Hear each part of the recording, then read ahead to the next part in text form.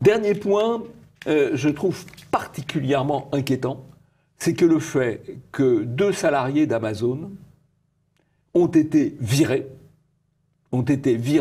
simplement parce qu'ils avaient pris position sur les réseaux sociaux, sur Facebook, je crois d'ailleurs, pour les Gilets jaunes.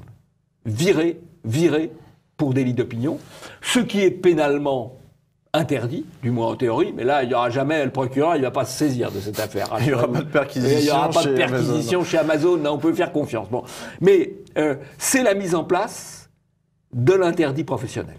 Vous savez qu'il y a des professeurs d'université à qui on interdit d'intervenir parce qu'ils sont intervenus dans des endroits politiquement incorrects.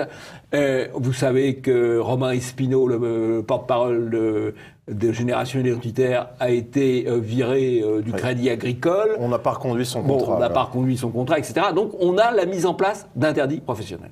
Et ça, c'est très important parce que quand on dit, quand moi je parle de la dictature Macron, de la macroncrature, il y a des petits tweetos politiquement corrects qui disent mais enfin vous n'êtes pas en prison, etc. Bien sûr, mais dans la dictature il n'y a pas que la prison. Oui, des gradations. Il y a des gradations. Oui. Et honnêtement, le national-socialisme à ses débuts ou l'Union soviétique à sa fin, il fonctionnait pas avec les camps, il fonctionnait d'abord par la pression du conformisme et par l'interdit professionnel. C'est exactement la situation dans laquelle on se trouve aujourd'hui.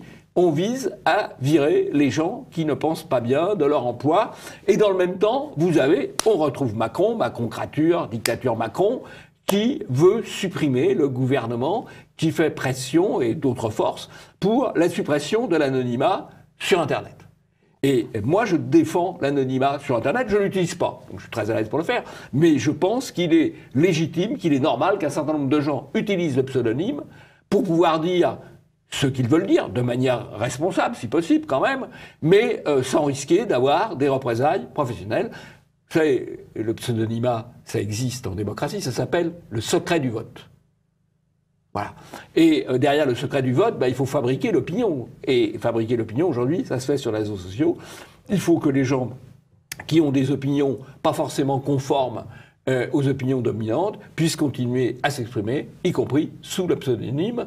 Le pseudonymat, c'est un élément de la liberté. Et cette affaire d'Amazon prouve à quel point c'est nécessaire et indispensable. Surtout que les 2 personnes ont été licenciées pour des propos sur les gilets jaunes, de soutien aux gilets jaunes, alors que c'est quand même un sujet qui fait quand même largement consensus au sein de la population française et qui est même soutenu par une partie de la caste politico-médiatique, au moins de manière un peu souterraine.